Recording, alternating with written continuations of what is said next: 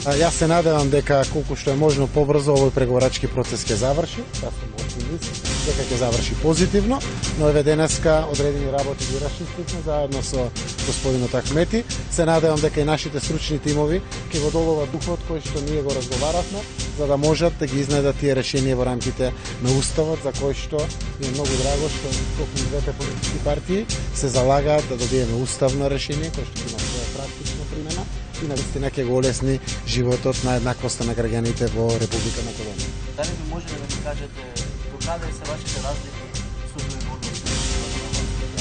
Знаете како ние со нашиот концепт за едно општество сме поприлично растаретени и мислам дека ова уникатна и убава можност да вистина одредени предрасуди кои што се во овие 25 години независност биле одредени тегоби во нашето секојдневие. Разликите се во толкувањето на уставната имплементација и практична примена на законот. Во одреден аспект, на вистина ни треба сериозно аналитичко пристапување на практичната реализација. Не е целта се да испишеме одредени законски решенија, во одредени формулации или текстови.